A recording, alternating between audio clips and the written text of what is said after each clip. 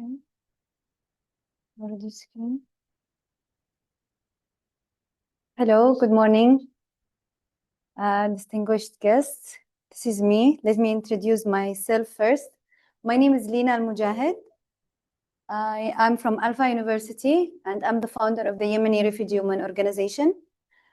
So I came from Malaysia, but originally I'm from Yemen. So my work is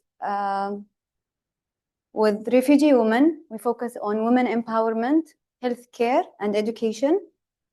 So in this study called From Conflict Zones to World Stages, How Struggle, Leadership, and Advocacy Empower Women Rising Beyond Borders.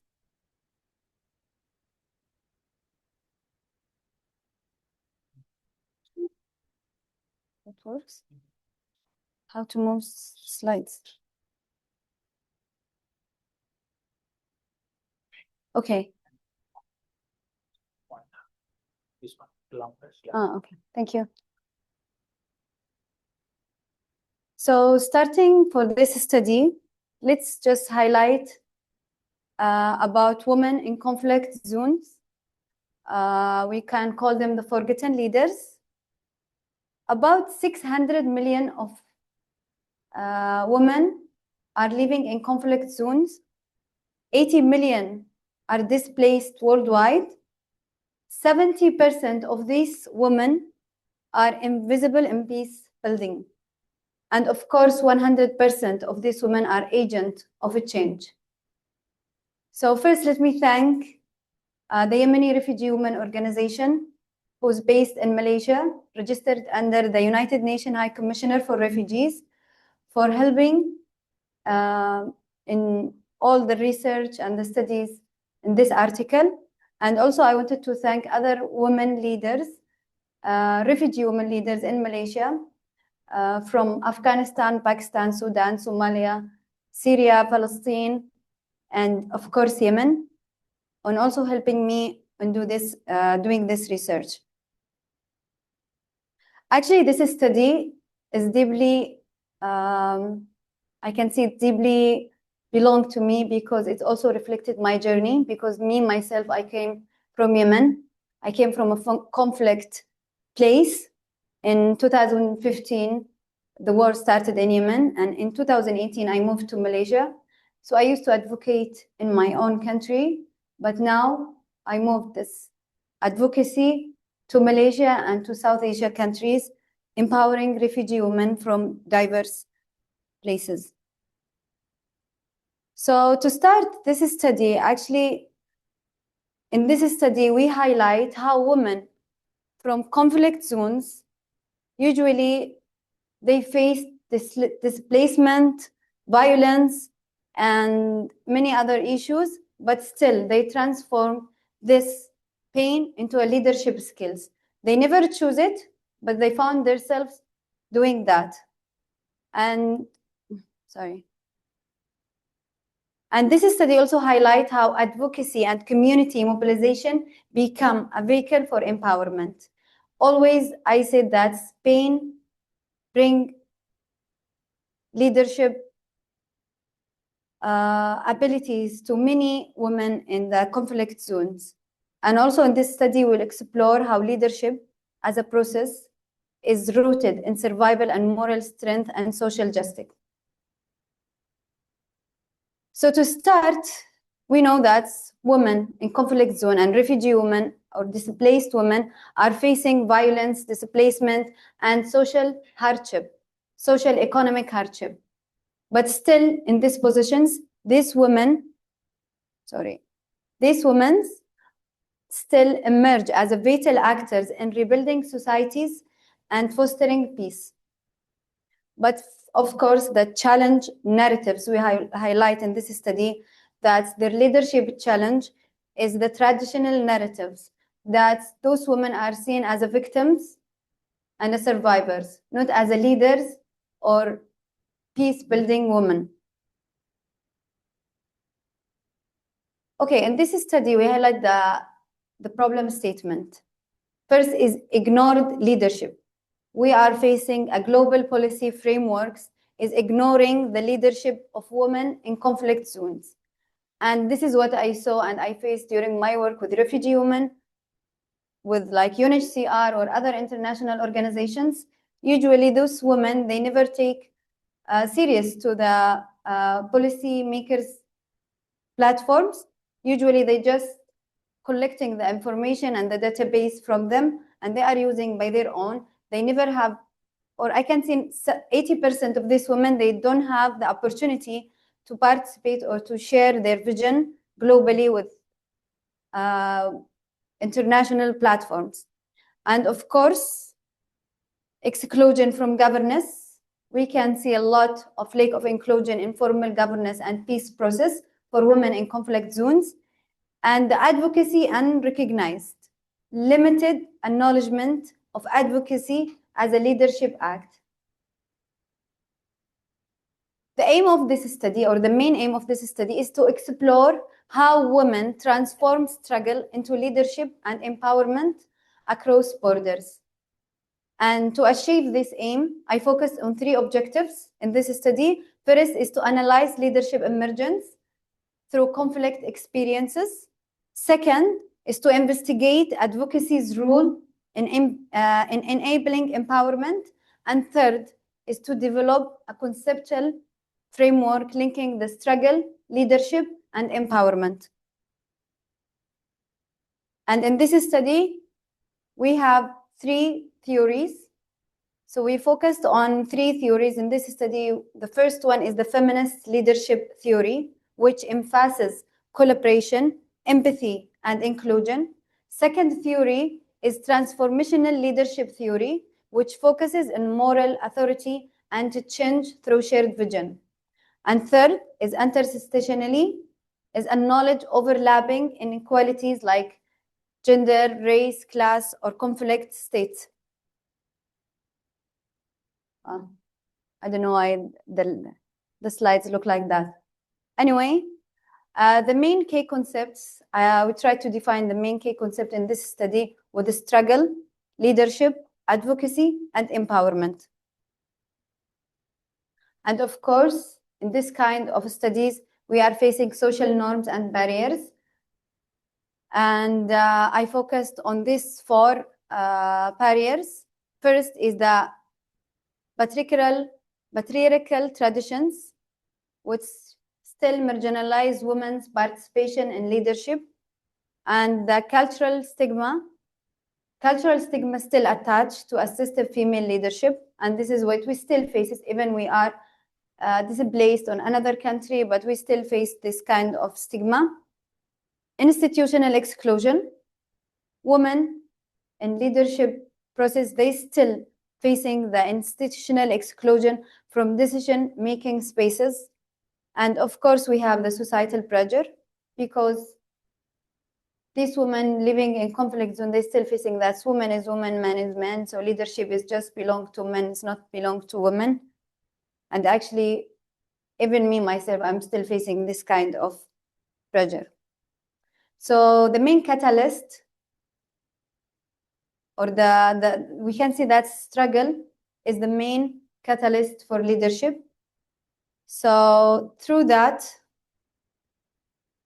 women gain emotional intelligence, adaptability, and resilience.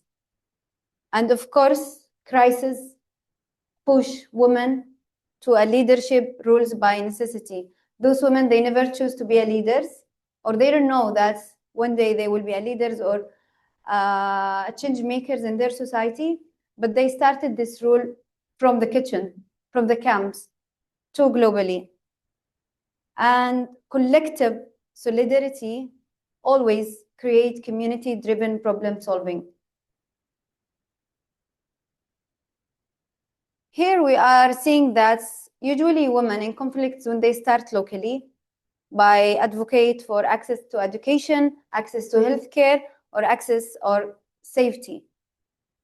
But they're trying, and we can see that they expand their networks into a national and international campaigns, which helps a lot to advocate more about it. And Digital platforms amplify marginalized voices, connecting the local issues to the global movements. The main framework of this study is this flow: struggle, leadership, advocacy, empowerment. And the mediators that influence the study are the education, cultural capital, and institutional inclusion. Okay, based on the theory we have mentioned in this study, we have the theoretical propositions.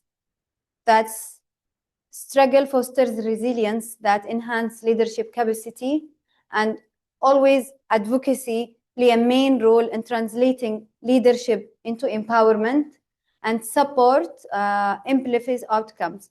Usually, cultural and institutional support amplify empowerment outcomes. In this study, of course, we couldn't make individual study, but we studied 3 countries, which is Yemen, Sudan, and Palestine. So in Yemen, women in Yemen, usually they lead peace committees, and they more focus on health and girls' education. And many initiatives and women, they start advocacy for girls and education locally, but they bring this initiatives globally. But still, why we couldn't make any direct contact? Because by communicate with women in Yemen, we put them in a risk of arrest, because women are not allowed to lead any initiatives, especially when it comes to support girls or women, even it's education or healthcare. And the women there, they don't have the access to the global platforms because of the limitation of the politics situation there. But still, their informal leadership within the humanitarian network gives a lot of impact. In Sudan, we know Sudanese women, they mobilized grassroots resistance against authoritarian rule even before the war, especially on term of healthcare. And in Sudan, we found that the ability to use digital platform to coordinate civic movement was great. And even after post-conflict, Sudanese women still advocate for justice and gender equity. In Palestine, we know that Palestinian women always represent and advocate for their case or for their cause culturally. So in Palestine, women lead education initiatives and community health programs, and they become the culture ambassadors. They serve as a culture ambassadors within many networks, and advocacy as identity preservation amid occupation.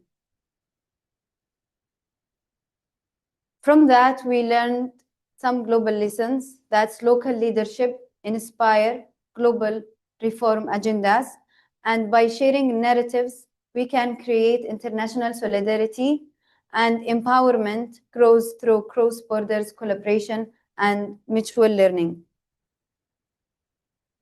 So I came from Malaysia, so I took Malaysia as an example. So in Malaysia, or usually women in ASEAN and Muslim societies, we found that there is a balance between faith and modernity.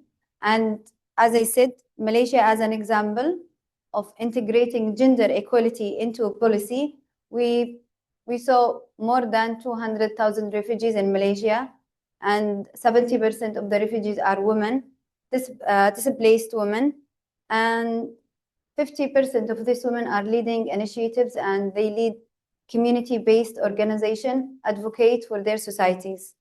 And for cultural ethics in Malaysia, we found that empowerment aligned with religious and cultural ethics. Through the discussions, we found that struggle is a foundation, is not a limitation. By that, leadership in conflict zone always transit formal and advocacy links to the from local suffering to global awareness. The policy implications from this study is to integrate women leadership into peace and security policies, to fund education and capacity building for women in post-conflict recovery, and to foster partnerships between local activists and global institutions. And academically, expands feminist and transformation leadership theories. Second, to introduce the Raising Beyond Borders empowerment model. And third is to highlight the leadership from conflict zones to global in more serious and professional way. But the practical implications are the NGOs applications. That's framework applicable to NGOs, policymakers and educators, and to build strategies for building inclusive leadership pipelines, and to promote mentorship and digital advocacy skills. Of course, this study aligns with the SDGs.